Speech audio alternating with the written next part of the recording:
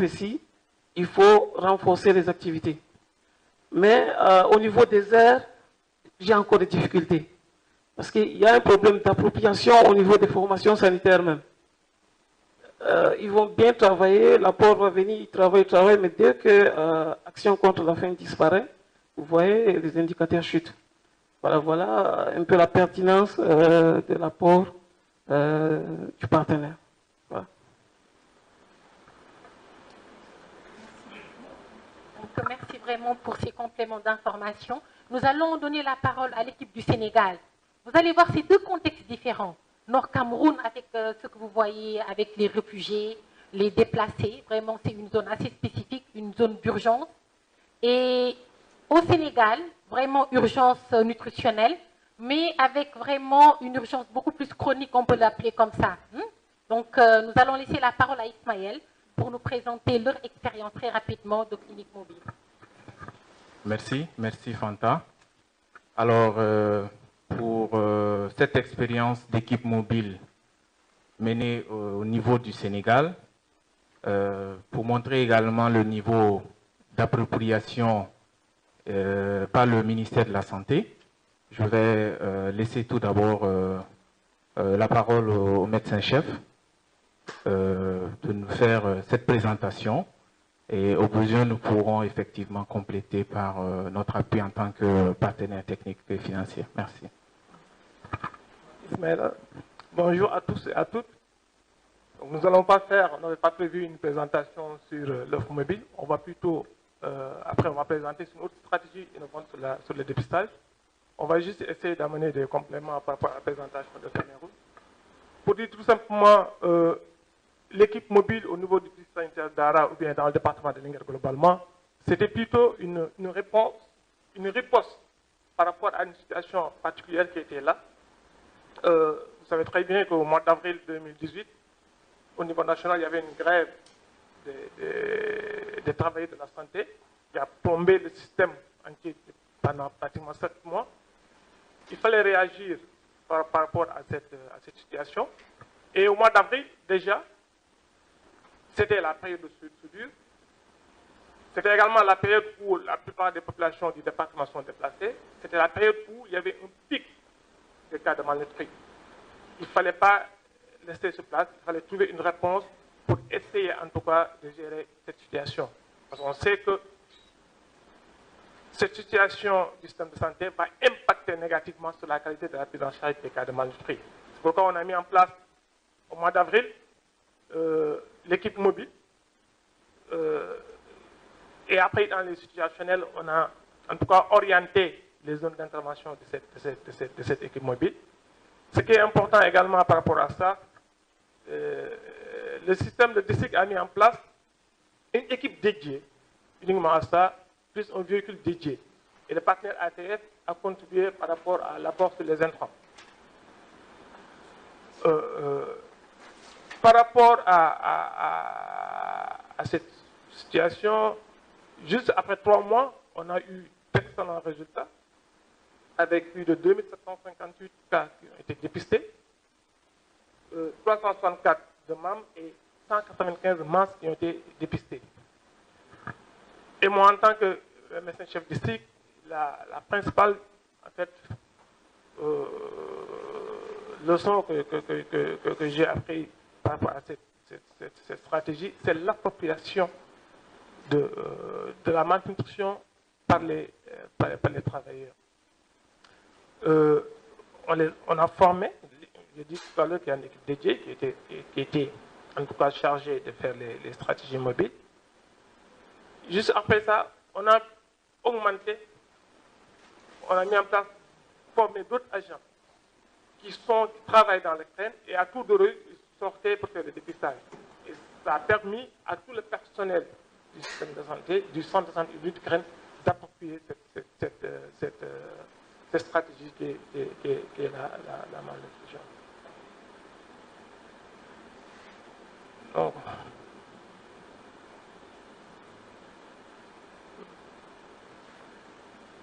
ce qu'il faut dire également par rapport à ce paquet d'activités, ce n'est pas simplement le dépistage et la prise en charge. Mais l'équipe mobile également mettait l'accès sur la communication. L'accès sur la communication. Et c'est des outils de communication qui étaient élaborés par AT et qui tenaient en compte vraiment l'aspect genre. Et on sait très bien dans nos contextes que les charges de la femme sont très énormes, ils n'ont parfois pas le temps de faire des enfants. Il fallait en tout cas mettre en place une approche genre qui permettrait en tout cas d'impliquer tous les acteurs de la famille au niveau dans la prise en charge des cas de malnutrition. Bon, voilà en gros ce que je voulais juste partager par rapport à cette équipe mobile. On va y revenir tout à l'heure dans une autre présentation par rapport à une stratégie innovante de dépistage. Donc je vais laisser l'équipe de la SEP compléter. Je vous remercie. Merci. Alors, je pense que le médecin-chef a effectivement résumé. De notre part, cette stratégie, effectivement, s'est alignée au contexte un peu de la zone, comme il a dit, et aussi tenant compte de ces caractéristiques de la population, une population de transhumants, pasteurs, et aussi cette barrière d'inaccessibilité, effectivement, qui a été avérée par des enquêtes de couverture, qui a montré effectivement que moins de 20% des masses sont couverts par le programme de prise en charge. Et les barrières identifiées, la première barrière était effectivement l'inaccessibilité, et associée aussi à leur activité en tant que pasteur. Alors, il y a aussi ce facteur de grève prolongée qui mettait en difficulté le système de référencement. Vous imaginez une mère qui parcourt plus de 15 km pour se faire confirmer l'enfant en tant que masse et bénéficier du programme, se retrouve dans une structure qui n'est pas fonctionnelle. Alors, elle reste dans sa communauté jusqu'à ce qu'il y ait des complications avant de faire recours à un autre niveau de soins. Ce qui nous a montré effectivement qu'à un moment donné, on constatait beaucoup de cas de complications sans avoir passé le premier niveau de prise en charge ambulatoire. Donc ça a également interpellé l'ensemble des partenaires qui luttent contre la malnutrition, de voir comment identifier ces poches de malnutrition et adapter une stratégie communautaire de proximité afin de pouvoir anticiper sur la prise en charge. Il a dit aussi sur le système de dépistage.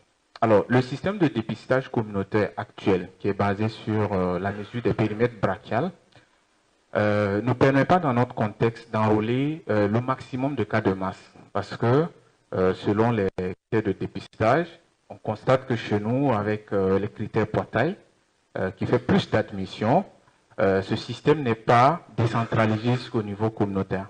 C'est souvent quand les masses viennent, ou peut-être lors des consultations pour les soins primaires, en prenant les mesures anthropométriques, on se rend compte effectivement que c'est des enfants qui sont des masses. Et en faisant leur prise en charge, on voit également qu'il y a une récupération plus accélérée quand ces enfants sont dépistés précocement. Alors, je ne parlerai pas non plus de la performance avec les taux d'abandon très élevés. Et cette innovation aussi a permis l'amélioration des autres indicateurs de santé parce que c'était intégré la santé maternelle infantile et aussi les stratégies de communication. Et ça a permis effectivement à la communauté de se rendre compte qu'il y a un intérêt à porter à leur engagement parce qu'on crée cette proximité qui facilite leur adhésion, leur acceptation également au programme de prise en charge. Et voici dans quel contexte cette stratégie a été vraiment acceptée et valorisée par le district qui va permettre effectivement de l'intégrer dans leur plan de travail annuel en fonction de la saisonnalité de la malnutrition et des autres déterminants au niveau de la nutrition. Alors, l'un des facteurs limitants aussi, il faut le dire, c'est le coût effectivement de cette stratégie qui n'est pas totalement à la portée du ministère parce qu'il y a aussi d'autres paquets d'activités et en fonction aussi des zones à couvrir, il y a les coûts logistiques en ressources humaines et tous ces facteurs quand même méritent déjà au système de voir comment anticiper et faciliter cette absorption des des pics et de la saisonnalité de la malnutrition. Voilà ce que je tenais à compléter. Merci. Merci beaucoup. Merci à nos collègues du Sénégal et également de la Mauritanie d'avoir bien voulu partager avec nous cette expérience du Cameroun, désolé, sur les cliniques mobiles. Donc, nous allons laisser la parole pour à peu près 10 minutes de questions. Donc, si vous avez des questions pour le Sénégal et la Mauritanie concernant cette... Moi, j'ai dit Mauritanie. C'est parce que j'adore la Mauritanie, c'est ça. Oui. Merci. J'ai une question par rapport à la présentation du Cameroun. Savoir donc il y avait des pics de dépistage, en fait, des augmentations de cas qui étaient relativement saisonniers. En fait, quand vous présentiez les informations, elles augmentent à peu près à ce qui correspond aux périodes de soudure. Je voulais savoir si c'était réellement lié à cette période-là, donc à un déficit en disponibilité, en accès en nourriture, éventuellement. Bon, le lien n'était pas immédiat, mais on peut faire ça comme hypothèse. Ou alors, c'est par rapport au niveau d'activité d'ACF, justement, par rapport à l'année, à sa capacité à mettre en œuvre être présent sur le terrain et à dérouler ses activités. Donc, c'est ce qu'on observe là, est-ce que c'est lié à nos cycles d'activité propres, ou est-ce que c'est lié à une saisonnalité et à des éléments en termes de disponibilité de nourriture? Voilà. Nous allons prendre Alain, après je vous viens. Merci et félicitations pour les deux présentations. Bon, au-delà de la capitalisation technique, les conditions pour la mise en place des cliniques mobiles qui ont été très bien expliquées, moi je voudrais savoir qu'est-ce qu'on peut tirer comme leçon globale des cliniques mobiles. Pourrait-on conseiller au système de santé des cliniques mobiles? Si oui, à quel moment, à quelle période?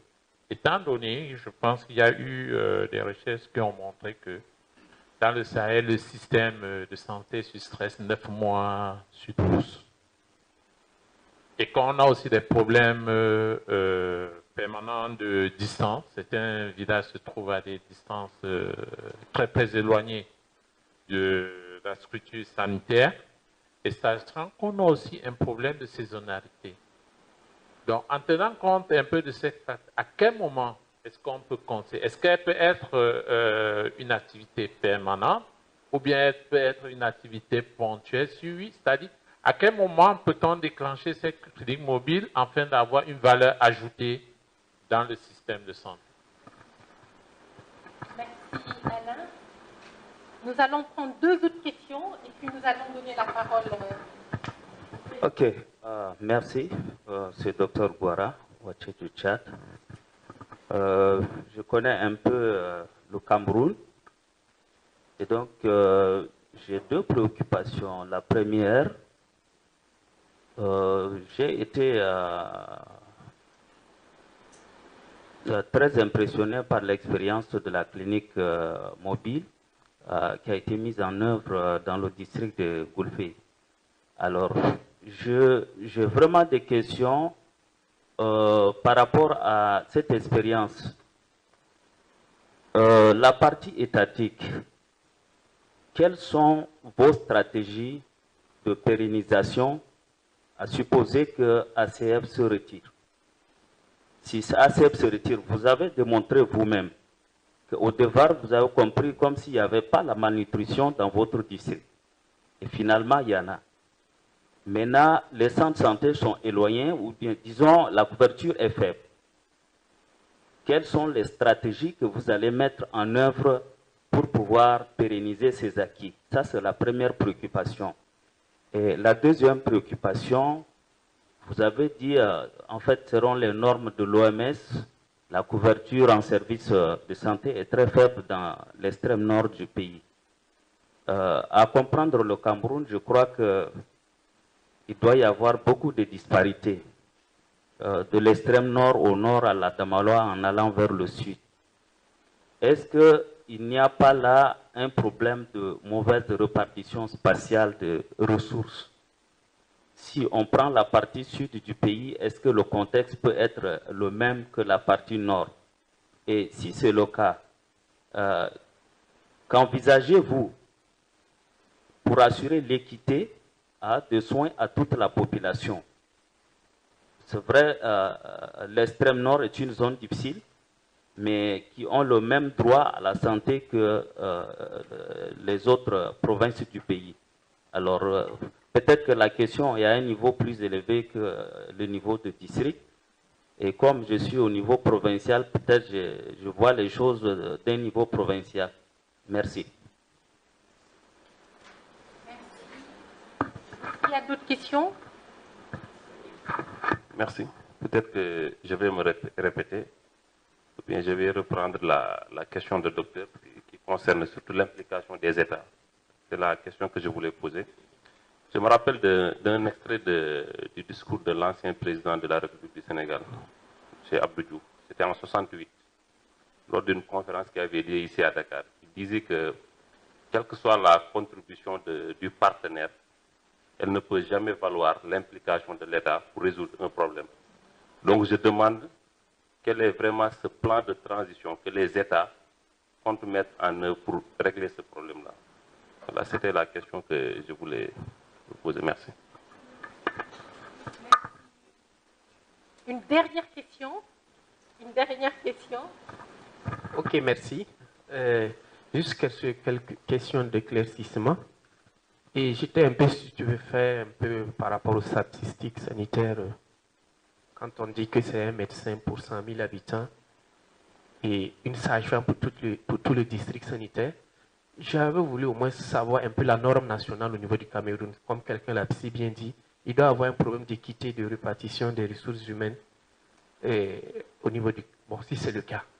Voilà, je voulais avoir des questions d'éclaircissement. Et les normes de l'OMS, je pense que c'est un centre de santé pour 5 000 habitants, si je me résous, puisque là-bas, ils sont comme un centre de santé pour 10 000. Ça a un peu évolué. Ou bien c'est selon les pays. Ok, je croyais qu'on était dans le même contexte. Voilà. Et je n'ai pas bien compris un peu la stratégie, la clinique mobile. Comment ça se pratique? Pour moi, quand on parlait de clinique mobile, pour moi, c'était un véhicule tout équipé avec un personnel à l'intérieur qui se déplace pour soigner les gens. Mais là, j'ai vu que c'était installé sous des hangars. Donc, je n'ai pas compris un peu comment s'était constituée cette clinique mobile-là. Au Burkina Faso, nous, on appelle ces stratégies les stratégies avancées. Bon, c'est-à-dire c'est le personnel qui se déplace dans une localité, c'est-à-dire les populations qui sont à plus de 10 km d'un centre de santé pour aller les offrir des soins préventifs. Voilà. Là, je vois que c'est une clinique mobile, mais je vois des véhicules, bien sûr, qui étaient à côté, mais ce n'étaient pas des véhicules équipés, c'était comme des ambulances. Voilà. Et les patients étaient reçus sous des hangars. C'est ça la clinique mobile. Moi, je n'avais pas bien compris. Et l'appui de cette population, vous avez dit que cette population vous a appuyé en matériel et des locaux. Bon, pour une population qui a fui la guerre, je ne sais pas comment ils pouvaient s'enquérir de certains matériels pour vous appuyer. Donc, je voulais pour bien comprendre cette partie. Merci. Merci, Salimata. Désolée. Peut-être que pendant l'heure de pause, tu pourras poser ta question aux équipes du Sénégal et du Cameroun. Nous allons vous laisser la parole très rapidement. Antonio, 5 minutes pour répondre? Voilà, très rapidement. Okay. Voilà. Ok. Voilà. Merci beaucoup à tous les intervenants. Cela dénote quand même de l'intérêt que vous avez accordé à cette présentation. Voilà, donc nous allons essayer d'apporter quelques éléments de réponse à vos préoccupations qui sont posées à travers ces questions. Voilà, donc pour la première question concernant la saisonnalité, bon, je vais laisser le responsable du programme GAC répondre à cette question. Ok, merci Sylvain et bonjour à tous. Donc pour répondre à la question de notre collègue de Madrid, effectivement, les pics que vous avez observés sur la courbe correspondent à la période de soudure dans le district qui part de mai à août. Et au cours de ces périodes, donc du fait de l'importance des besoins, nous organisons régulièrement des dépistages communautaires pour couvrir le maximum des cas qui sont en besoin de traitement. Donc, à la fois, vous allez voir des pics qui correspondent à la saisonnalité, mais aussi l'hyperactivité sur cette période. Donc, voilà pourquoi on avait des pics à ce niveau-là. Donc, pour continuer sur oui, la question d'Alain, le flying. Donc, effectivement, la principale leçon à tirer dans notre contexte d'urgence et de faible couverture sanitaire, les besoins sont étendus sur toute l'année. Parce qu'en situation d'urgence, on a une amplification des besoins, mais du fait que le rayon moyen d'action du système de santé est très faible, on a un centre de santé pour plus de 14 000 personnes. Donc, que ce soit en janvier, en août ou en septembre, on a des besoins étalés sur toute l'année. Et ces besoins, c'est le fait que les populations n'ont pas accès au système de soins. Donc, pour moi, la leçon à tirer ou la recommandation la plus pertinente, c'est que voilà, le ministère puisse pouvoir avoir des centres de santé pour être plus près des communautés. Donc, ce qui est, comme vous l'avez si bien trouvé, qui pose un problème d'équité, comme si on voyait deux Cameroun, un Cameroun du sud et un Cameroun de l'extrême nord qui s'apparentent au Tchad et au Niger. Donc, si Sylvain a des compléments à ce niveau. Oui, tout à fait. Donc, en plus de ce que Salifou vient de dire, voilà, donc dans un contexte comme le nôtre, au niveau du district de Goulfé, où 35% de la population du district vit au-delà de 15 km, je pense que cette stratégie de clinique mobile-là doit être pensée au niveau étatique, notamment des autorités sanitaires régionales, pour l'intégrer dans leur approche pour la couverture sanitaire au niveau de l'ensemble du district. Donc, je pense que à ce niveau, il appartient maintenant aux autorités d'envisager cela. Et nous, en tant que partenaires techniques, voilà, nous sommes derrière aussi pour pousser le plaidoyer au niveau national, au niveau régional aussi, et voir dans quelle mesure voilà, on pourra améliorer la couverture, ce n'est que passive, en termes d'infrastructures et d'équipements, et surtout aussi en personnel. Parce que la solution vraiment la plus pérenne, et que je pense qu'on est dans la même dynamique avec le ministère de la Santé. Okay. Voilà, donc la question par rapport à la pérennisation de la stratégie, voilà, ça, la question est directement posée aux partenaires. Voilà, donc je laisse le partenaire répondre. Ok, merci. Je crois que d'abord, merci pour ces questions. Mais je constate que plusieurs de ces questions ont des points en commun. C'est-à-dire comment pérenniser, n'est-ce pas, cet acquis après le départ des partenaires. Alors, je crois que au niveau de l'État, déjà localement, nous faisons un plaidoyer chaque fois pour essayer de rationaliser la population, le ratio population en formation sanitaire. On fait un plaidoyer à chaque fois. Chaque année, on nous demande, on renvoie l'information. L'État est en train d'étudier dans quelle mesure il faudra, n'est-ce pas, créer des formations sanitaires. Mais cette mesure va être brusquée par une autre mesure qui est l'enrôlement de toute la nation actuellement, puisqu'avant, il y a le projet financement basé sur les performances qui couvrait la partie sud, n'est-ce pas, du Cameroun. Actuellement, toute la région de l'extrême nord est enrôlée, n'est-ce pas, dans ce projet. Et avec ce projet, il est possible, n'est-ce pas, au niveau local, de créer des formations sanitaires. Donc, moi, chef de district que je suis, je peux, n'est-ce pas, avec l'aide de la communauté, si la communauté est bien entendu active, décider de créer une formation sanitaire. C'est-à-dire, la communauté va commencer la formation sanitaire, ensuite l'État viendra en aide, n'est-ce pas, pour finaliser cette formation sanitaire. Autre chose, c'est que il y a l'implication de la communauté elle-même. La communauté, de plus en plus, se rend compte, n'est-ce pas, de la nécessité d'avoir une formation sanitaire en leur sein. Et le cas de Tilde, par exemple, c'est eux qui ont demandé que la clinique mobile soit là-bas. C'est vrai qu'on avait choisi, il y avait un problème de distance qui était là, parce qu'on a travaillé avec l'équipe d'ACF, mais au niveau de la communauté, eux, ils ont décidé de mettre le centre à un endroit qui les satisfasse. Voilà. Ça, c'est concernant les stratégies de pérennisation. Maintenant, concernant les normes nationaux, je crois que les normes nationaux épousent vraiment les normes de l'OMS. Mais le problème, c'est qu'il y a un problème d'équité. L'équité dans ce sens où le personnel qui est affecté même dans les zones septentrionales, qui beaucoup de personnels ne veulent pas, n'est-ce pas, aller s'installer. Donc, nous éprouvons un grand problème à ce niveau. Mais le gouvernement a mis en place un projet de fidélisation des personnels.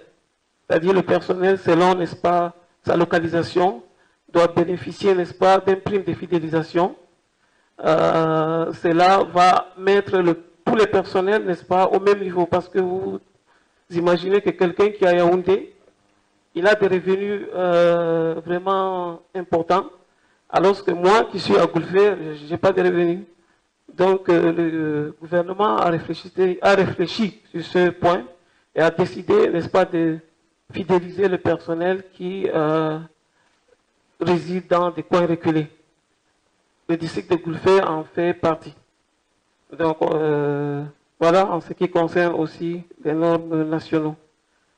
Je crois que ça répond aussi à la question de l'équité que le participant du Tchad a posée. Voilà. Merci bien, MCD. Donc, juste pour ajouter un petit élément par rapport à cette mauvaise répartition du personnel, toutes catégories confondues sur l'ensemble du pays.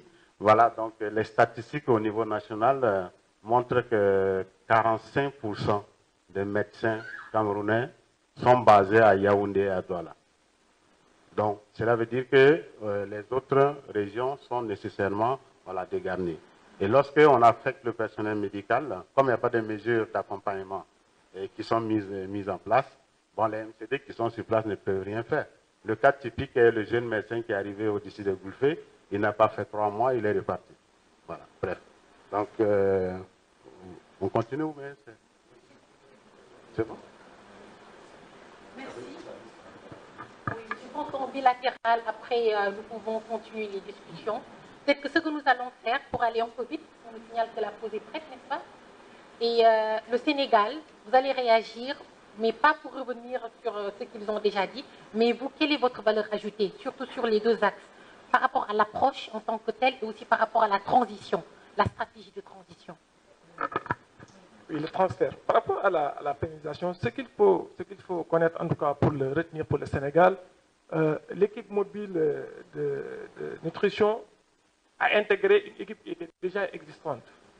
Donc l'équipe mobile d'une manière globale au niveau du département de Linguère existait déjà avant l'arrivée de l'ACF.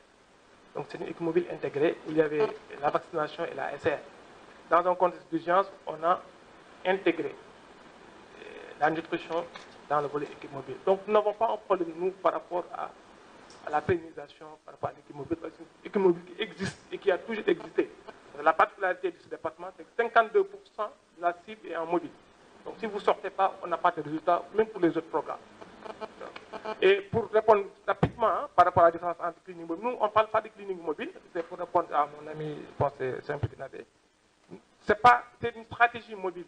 Au Sénégal, il faut comprendre qu'il y a 3 types de stratégies. La stratégie fixe, des populations qui sont à moins de 5 km, la stratégie avancée qui sont entre 5 et 15 km, la stratégie mobile qui sont à plus de 15 km. Donc nous, on ne l'appelle pas clinique mobile dans le jargon, on l'appelle stratégie mobile.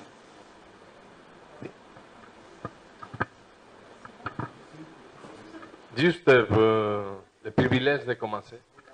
C'était pour répondre à la question relative à la participation des communautés à l'aménagement, par exemple, des sites pour les cliniques mobiles. Donc, il serait important qu'on précise que cet apport de la communauté-là, c'est opéré, voilà, c'est constaté pour les sites de cliniques mobiles classiques, c'est-à-dire avant l'urgence de Goura. Maintenant, lorsque l'urgence de Goura est arrivée, on ne peut pas demander à un réfugié, par exemple, de participer à la mise en place des cliniques mobiles. Donc, nous avons déporté tout simplement tout le matériel qu'on avait dans les équipes mobiles, on les a redéployés au niveau du site des réfugiés pour pouvoir leur offrir en urgence le paquet de soins qu'il faut. Donc, c'est ça la différence. Ouais. Voilà, on a commencé l'atelier. Ce qu'on constate, c'est qu'il y aura toujours des questions. Alors, l'équipe de communication aussi, on va créer une boucle de communication pour s'il y a des questions qui ne sont pas résolues dans le temps de l'atelier, on pourra être en contact avec les personnes qui ont développé cette activité. Hein? Voilà. Juste une petite clôture de ce type d'activité, on revient sur la couverture universelle. Voilà. C'est un des objectifs que tous les pays que nous sommes ici dans la salle ont s'engagé. D'une manière ou d'une autre, on fait les efforts et on constate que ce n'est pas seulement l'argent que nous avons besoin pour élargir notre couverture, il y a des autres choses que ça nous manque. Et cette idée, ce n'est pas une nouvelle idée, mais vraiment, il y a des idées innovatives dans les modèles d'intervention. Que c'est justement ça qu'ils sont en train de nous présenter, l'intégration de la communauté, les défis d'aller plus loin, les sortes de regarder la résilience des systèmes, etc., etc. Alors voilà, on a commencé tellement bien pour un objectif tellement difficile d'atteindre que c'est la couverture universelle. Voilà, on regarde les phases, on a besoin de les combustibles, on a quelques combustibles, c'est à côté ou c'est où? Les combustibles, c'est en la piscine. Alors attention à la piscine, Abdias, ce n'est pas le moment. Et on laisse la piscine pour l'après-midi et on revient. S'il vous plaît, de ne pas traîner beaucoup. Non, parce que 15 minutes, non, 10 minutes. C'est 15, mais on va dire 10. D'accord? Allez, alors, merci beaucoup.